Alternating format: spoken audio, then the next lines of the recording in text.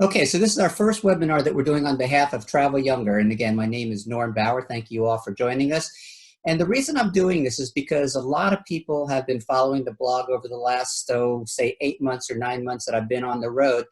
And hopefully I've inspired people to not necessarily abandon everything like we did, but certainly to think about ways of getting outside the bubble or the comfort zone that you all might be thinking about. And so what I did is I reflected upon the last couple of years of my life and how did I get here? Because I'm not exactly what I would call a well-traveled man, but I'm going to share a little bit more of our background as I continue through the presentation. So let's go ahead and talk about what we're going to be covering in the next few minutes. And of course, on the right-hand side, you see a cover of my book called Traveling the World, 6 weeks at a time. And that is called Volume 1 because this is going to be an ongoing series.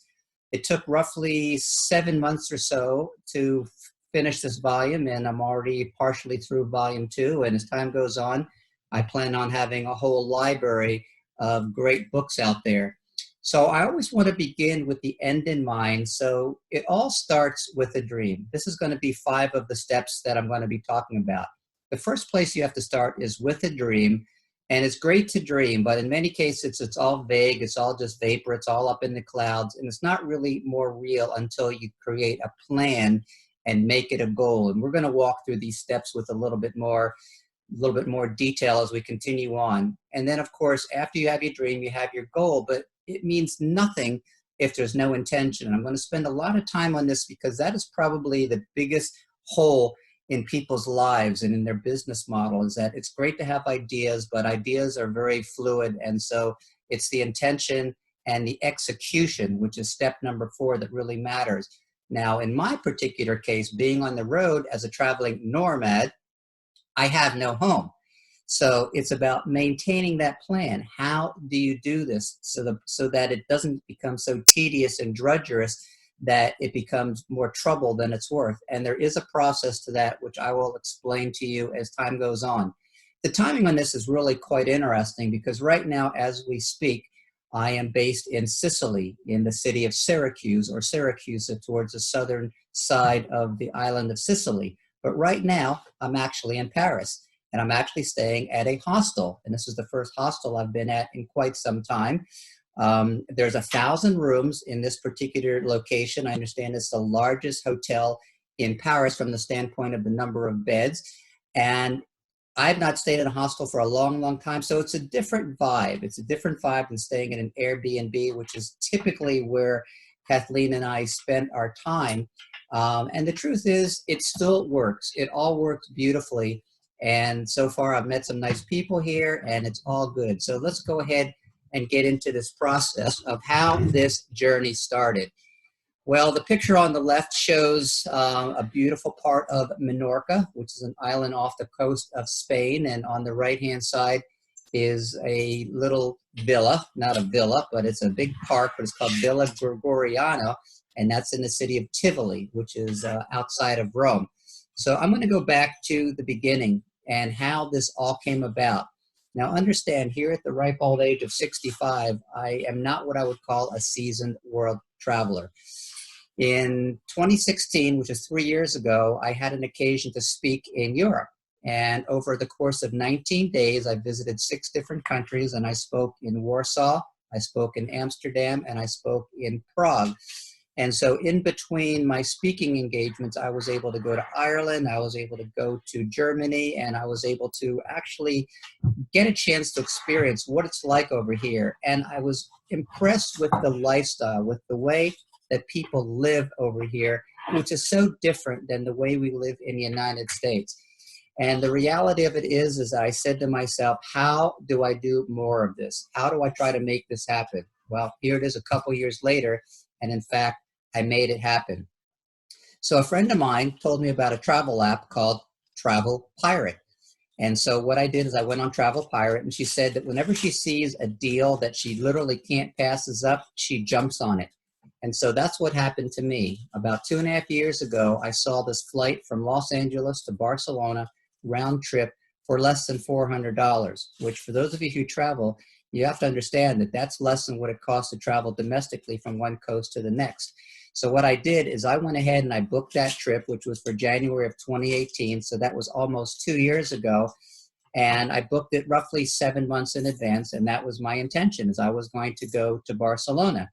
As we got a little bit closer, I asked friends, should I do anything else while I'm over there? And a friend of mine said, you know, it's not that expensive to go to somewhere else. And so what I did is I booked a flight to Nice in France.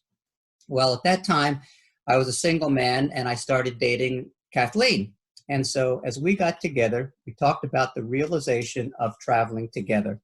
So here it was, about 6 or 8 weeks after we had actually met, we actually came over and we did our first trip to Barcelona and to Nice. And we were amazed at a couple of different things. One is how beautiful it was. Even though it was in January, it was amazingly comfortable. It wasn't that cold. And we were also shocked about how inexpensive it was. We stayed at an Airbnb in Barcelona, directly across the street from one of the most significant, iconic historical places over there, which is called the La Familia Sagrada, which is the cathedral that Gaudi started putting together over 130 years ago. And right from our bed, we were able to look out the window and see the La Familia. And so we went to Nice and we stayed at a place over there, which was about a block from the harbor for even cheaper. And so it kind of planted that seed of what's it like to live over there? Well, it's actually cheaper than it is to live in certainly Southern California.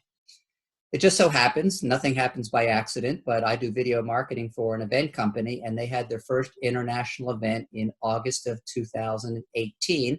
And so they actually paid for my way to come from Los Angeles to Spain.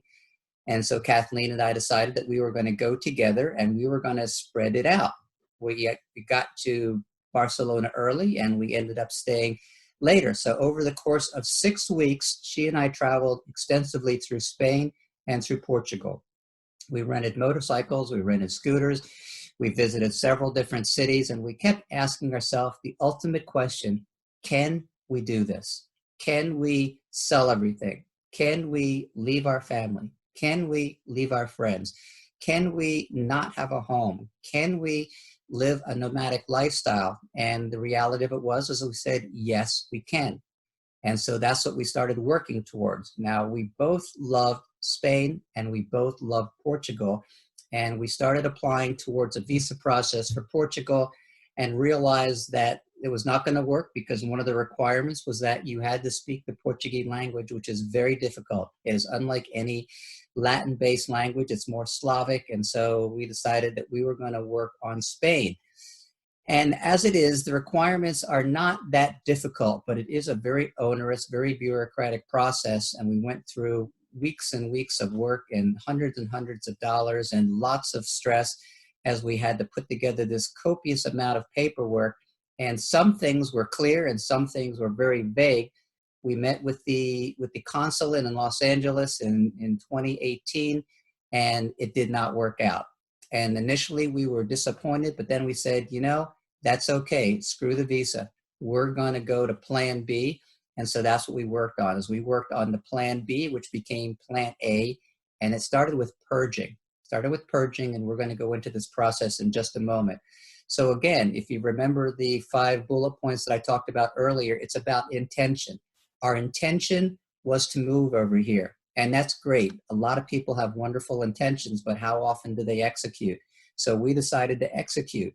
Over the course of several months, we sold everything, including automobiles, and we left with 2 bags, 2 suitcases, and lots of idealistic hopes and everything. And over the course of months, we ended up getting rid of half of the stuff that we left with, which I'll go into in a moment. And then, of course, once you do it for a while, you have to worry or think about the maintenance of how do you keep this lifestyle going. So let's talk about what's in your way. And again, for those of you who have read my book, Traveling the World 6 Weeks at a Time, and have had comments and questions, I thank you so much for that. And for those of you who have just posed questions in the course of Facebook and everything, we have discussions back and forth about what stops you from doing it, what stops me from doing it. Well, what I did is I created a little flow chart, and we'll talk about some of the things that might get in your way. But one of the things that might get in your way is a job or a career. It just so happens that I was 100% mobile and I could work anywhere I want. I was also on Social Security, so I was able to receive passive residual income from that. I had no kids, I had no grandkids, and so that was not so much a challenge at all. Kathleen has two kids, quote unquote kids, both of them in their 40s, so they are fully launched, and so there's not a problem there. Neither of them have grandchildren. All of our parents are gone, which means Kathleen and my parents are gone, so we didn't have to worry about that. But at this point in time, this is the wall that many of you may be hitting. You could be in your 50s, you could be in your 60s, you could be even less. But if you have children, if you have grandchildren, if you have parents, maybe they're elderly, maybe they're not, that could stop you right there, because obviously that comes first. You have a priority to your children, you have a priority to your parents if they need you. But if we go beyond the blood, the familiar relationship, sometimes people have a house and they don't want to sell that house. So what do you do? Do you keep the house? Do you rent the house? How do you do this? And of course, pets can be a challenge as well. Several people I've been talking to, maybe several of you who are listening to this right now, have pets. How do you travel with pets? Well, it can be done, but it's a challenge.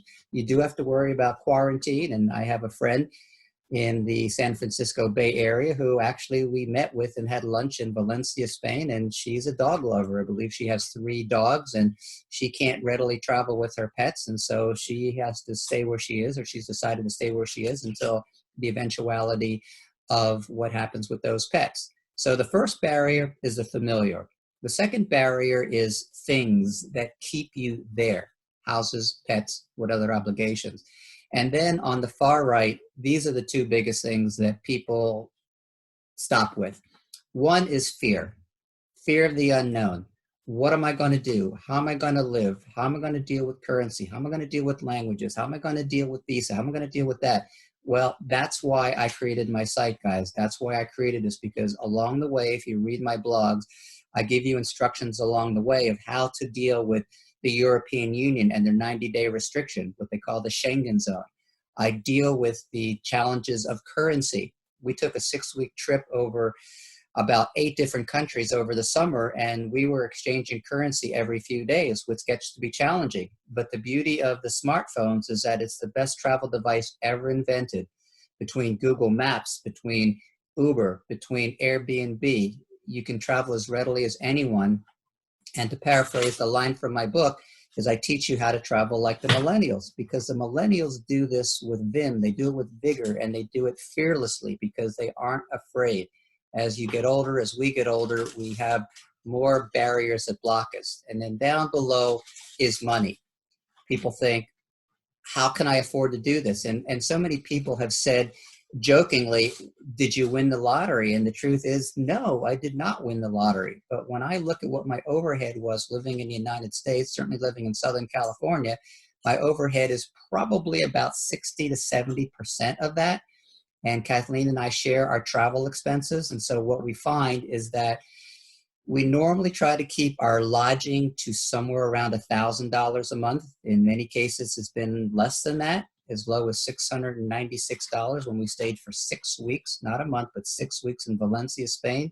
And sometimes it goes up to maybe $1,100 or $1,200 if we have a nicer place. But the reality of it is that compared to the $2,300 a month that I was paying for rent, plus having an automobile, plus automobile insurance, plus the gasoline, plus the maintenance and upkeep and tires and everything else that went along with it, it was very expensive living in the United States. We find that so far that we've lived in the eastern part of the world, which means Eastern Europe, the former Soviet bloc countries, Spain and Portugal, even though they're not part of that bloc, but they're also very affordable. If we were to go to Sweden, if we were to live in a big city like Paris, where I am right now, or London, obviously that changes the money picture a little bit because things are more expensive. So keep that in mind. Your best things are going to happen outside your comfort zone. So don't be afraid to burst through your comfort zone. The next question people ask or they think about, where do you go? Okay, so I'm living in fill in the blank. Where do you want to go? Well, everyone has a wish list, and it just so happens that Spain and Italy were some of the countries on my list, and Portugal was as well. And then when you start thinking about those things, you have to ask yourself, how long do you or how long can you stay? The European Union has what they call a Schengen zone. And the Schengen zone consists of 26 countries that all share passport control. That means for all intent and purposes, if you stay in one of those countries for one day, you stay in all of them for one day. Give you an example. If you were in Spain for 89 days and then you go to Italy, you can only stay for one more day. That's your 90th day. If you stay over that, you are actually extending and overextending your visa requirements. So that means you have to get out of the Schengen zone. Fortunately, and I'm not going to spend a lot of time on this, there's a lot of places that you can go because anywhere outside of Europe is non-Schengen. Also within Europe, you have other countries like Ireland and England and Croatia and Romania and Estonia and Lithuania. There's all these countries are outside the Schengen zone. The next question you ask is, what do you take and what do you leave? This was an ongoing process for us. And as it was, we started with too many clothes. And even the night before we left, we ended up dropping out about 20 pounds worth of stuff because we realized we were going to be overweight. As a general rule, you can take about 40, 42 pounds in a large suitcase. Anything more than that, you pay a premium for being overweight. Now, fortunately, we left February 17th, and as we moved to Spain and then we moved to Italy, we realized it was going to be summer before you know it. So we decided that we weren't going to take a lot of what we would call cold weather gear because we weren't really going to be going to any cold weather areas for a while. And also you have to understand is that the things that you take don't have to be forever. I was someone who kind of kept things for a long, long time. And the reality of it is that we shed clothes on an ongoing basis and we buy clothes on a regular basis. You can find clothing cheap. You can go to the secondhand stores and get top name, top notch clothes for very, very cheap. I've got a couple of jackets I paid about $10 for. I've got shorts. I've got shirts. I bought all kinds of things over here. And you know what? When I don't need them anymore, I just give them away. I just pay it forward. There's plenty of people that can take some of the stuff that I don't need anymore. So what you take and what you leave is a very personal thing. But again, I'm always a believer you take less than what you think you're going to need because the reality of it is that you're probably not going to need it all. So let's start with the first step of the 5-step process, the dream. The reality is that everyone has their own dream. Some people dream about being a rock star. Some people dream about becoming a ballerina. Some people dream about becoming a fireman. Everyone has their own dream. My dream was not to do this. I had no idea of this. I spent decades in real estate as a married man, as a stepfather of children, and my life was very firmly ingrained within Southern California. Traveling was not really on my mind until 2016 when I spent, again, 1 week in Italy as a chaperone for my daughter's high school trip. Actually, that's a mistake. It wasn't 2016. It was 1996. I'll have to fix that. And so my ex-wife and I were chaperones for my daughter's high school trip. And I thought it was wonderful. And I thought this would be great to do it again. But of course, it was nothing more than an idle thought. And here's a little bit of irony. My mother was born in Hungary. And for years, she said, I want to take you back to Budapest. I want to take you to my hometown.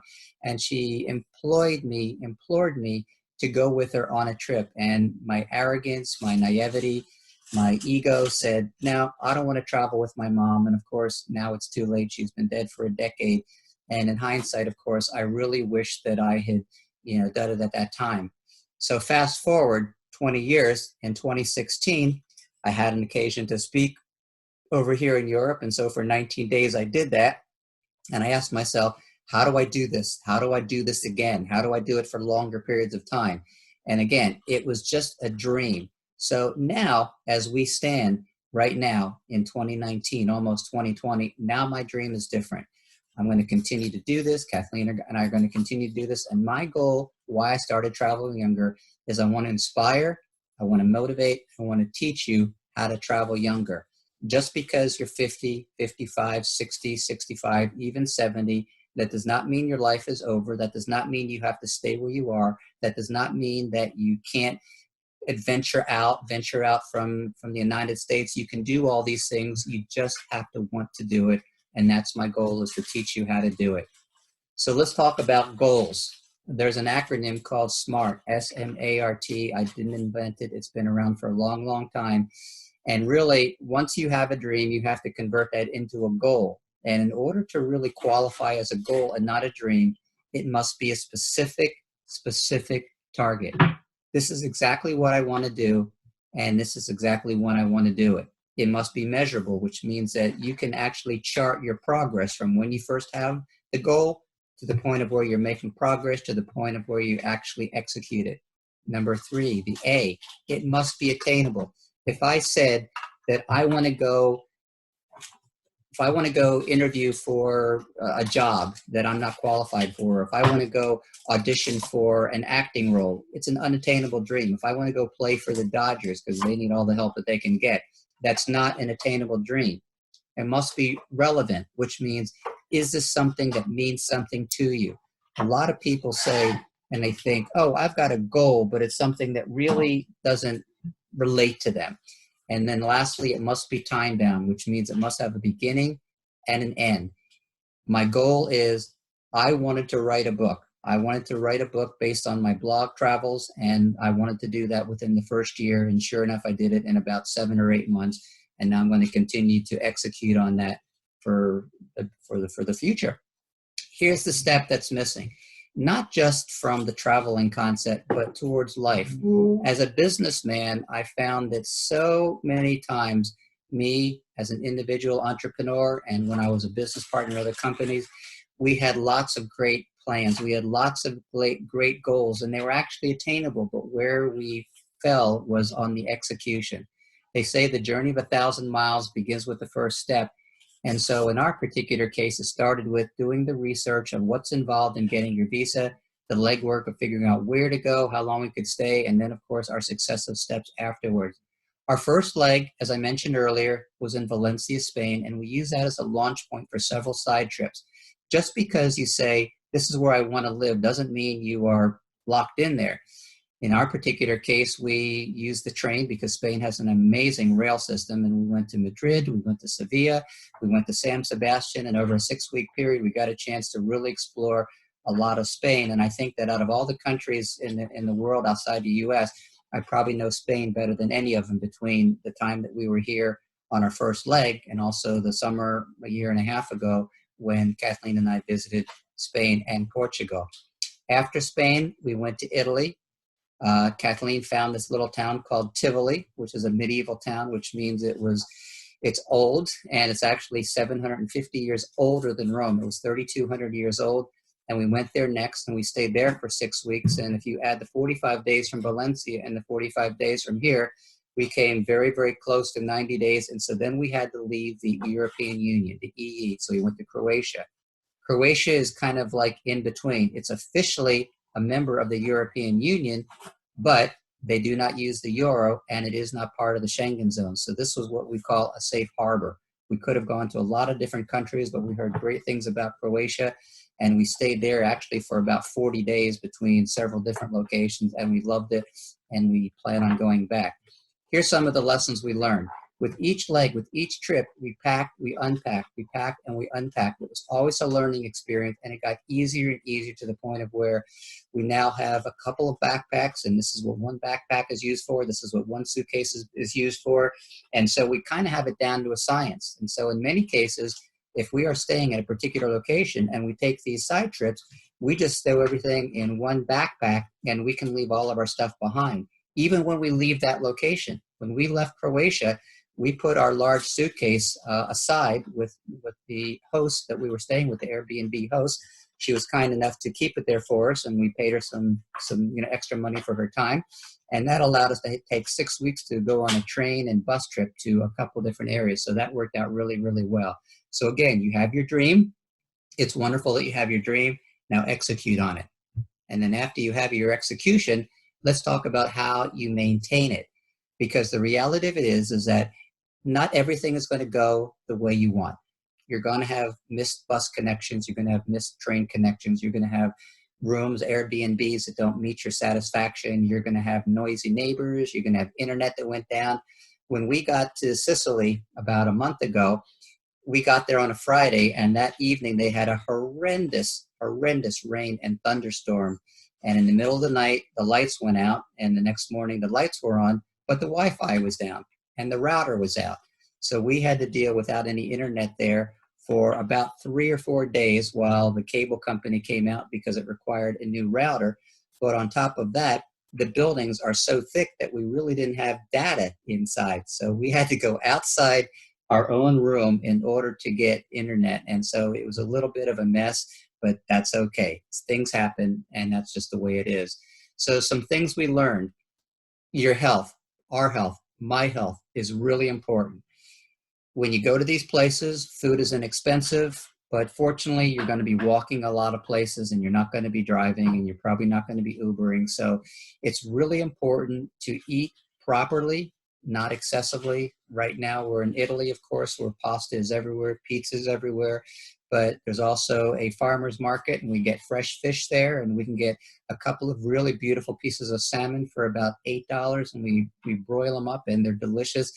And so that's one thing that's really important, as is exercising. It just so happens that I've always exercised for the last almost 50 years. And so for the first leg or two, I was not able to, or I didn't take the time to find a gym, and I could feel it changing on me. When we got to Croatia, I found the gym. It was 1.2 miles away. So several days a week, I would walk to the gym, I would do my workout, and I would walk back. And so that worked out really well. Here in Sicily, I also found a gym, which is actually a wonderful gym, and it's about the same distance. It's about a 30-minute walk. So I make sure it's a priority for me to work out. When you travel with someone, whether it be your wife, whether it be your girlfriend, whether it be a friend or a partner or whatever, it's important that everyone has their own space. There was a portion of our trip over our journey that Kathleen and I were using our Eurail pass. So for about 6 weeks, we hit 8 different countries. So every couple of days, we were moving to a new location, which is very strenuous because you're having to decide, where are you going to be staying? How are you going to be getting there? If you're going to be taking a bus, if you're going to be taking a train, how do you get to the station itself? So there's a lot of moving parts. In and of itself, it causes stress and frustration. So imagine you take 2 people who are literally together for 6 weeks with no quiet time, no private time. Things got a little bit testy.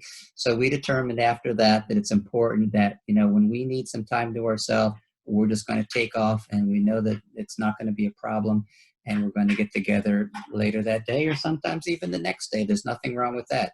It just so happens I'm here in Paris for 2.5 days, and the time apart is good because sometimes it's nice to have some quiet time.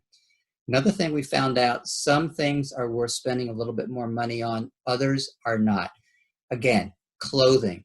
We don't buy anything unless we wear it, we eat it, or we use it to travel with. And I didn't make that up. It was actually a couple of other senior bloggers who actually shared that, and I love that expression. So we carry quote unquote seasonal clothing because it's easier to get replacements at any location. Here we are in winter in Italy, and certainly in Paris where I am, where it was 33 degrees this morning. And we have some, what you would call warm weather clothing, but the truth is we don't have a lot of it.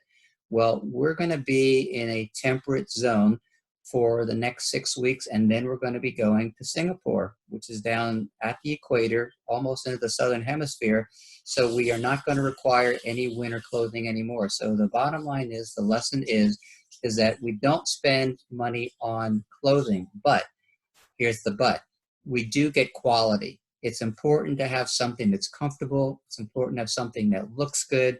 You don't have to wear something that looks like crap. It's important that you have something that is going to last you. I've gone through probably 4 or 5 pairs of shoes already, and they were all good shoes, but it got to the point of where I had to ask myself, how many pairs of shoes do I really need? So now I'm down to 2 pairs of sneaks and 1 pair of sandals, and that's going to get me by. One of the things we've also learned that, we have our, what I would call our not so guilty pleasure, and that is our motorcycle love. I've been a motorcycle rider for years. And so on the very first trip to Barcelona, actually to Nice, France, we rented a scooter over there. We rented a scooter and a motorcycle when we did our 6-week trip between Spain and Portugal. And now in our journeys, whenever we get a chance to rent a motorcycle or a scooter, we do that. And we find that it offers the best of both worlds because it gives us freedom to be able to go to places that we wouldn't have if we didn't have a car. Plus, a car is so limiting. With the motorcycle, we feel like we're truly engaged with our surrounding. Everything is around us, and we feel like we're part of it. The smells, the sights. You can stop anywhere. You can pull over. It's not a problem. In a car, it's a little bit more challenging to do that. And then the last point I want to mention, sometimes it's okay just to do nothing.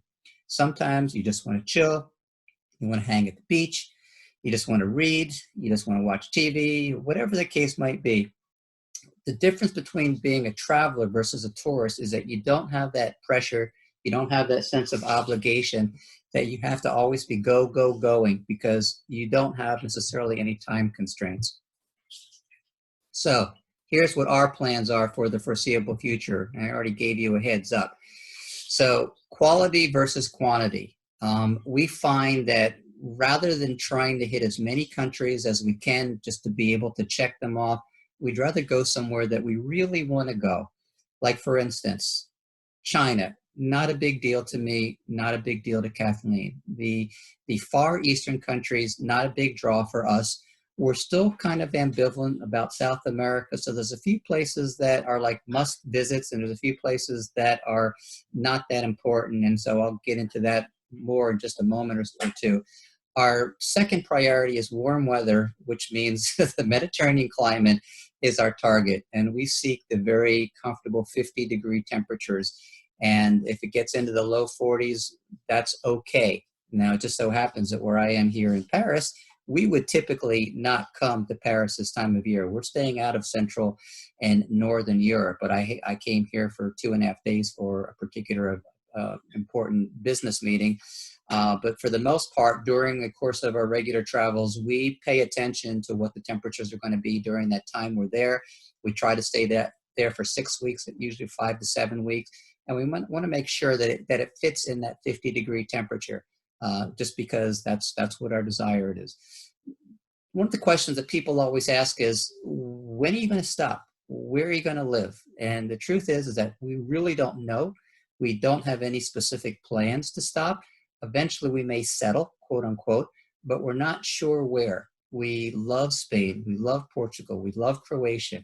With this Schengen zone, we have to be mindful of the European Union. So a very real scenario is spending 90 days in Portugal, going to Croatia for 90 days, going to Spain for 90 days, going back to Albania or Romania or Bulgaria for 90 days, or Ireland or wherever. So the reality of it is that we don't plan on having to apply a visa for anywhere. But of course, we might just fall in love with some place and decide to go through that process. But the one thing that we can both say pretty much for certainty is that we will not live back in the United States. I have been back twice in the last year. And the second time I was there for about 7 weeks. And I truly felt like a stranger in my own country, which was very weird. And the reality of it is that between the political structure, between the economics, between the mindset of people, I like Europe better. And that's just me. I can't speak for you, but that is what our plans are over the foreseeable future. So this is a chart I put together. Actually, I found the chart, but I put the numbers together that talks about what our specific plans are, about where we would potentially spend 6 weeks. Are there places in North America? Absolutely, especially Central America. We've talked several times about Costa Rica and about Panama, both of which are very, very big and popular havens for expats. Latin America, South America, we're kind of on the fence about. We would like to visit Peru. We would like to go to Chile, but going to Colombia, going to Argentina, probably not that big of a deal. Europe, 100% chance of going back. Africa, 100% chance of going back. We're actually going to be going to Tunisia, so we'll actually make it onto the African continent. And we do want to visit Cape Town. We do want to visit Morocco. And I have a friend from Kenya, and I have the ability to get hooked up for a very reasonable safari trip. And that is something that is very high on my bucket list, even though I don't really have a bucket list. Asia, again, not so high on the list. China, not a big deal. But Vietnam, which we've talked to literally dozens of people, and everyone has said wonderful things. No one said anything negative about Vietnam. Thailand is very high. Cambodia is very high. Indonesia, Bali. Those, of course, are all, the southeastern countries. And so, again, that's where we're going to be going. We're actually going to be flying on New Year's Eve evening. We are actually leaving on the 31st. We're going to be spending New Year's Eve in the air, and we're going to be arriving in Singapore on New Year's Day. So that's going to be quite a way to start off 2020. And the likelihood of going down under into the southern hemisphere into Australia and New Zealand, absolutely guaranteed. New Zealand, I've got a lot of New Zealand friends. Some of you who might be listening or watching this might be Kiwis or Australians. And so very, very interested in going there. As a motorcycle rider, I've heard wonderful things about New Zealand.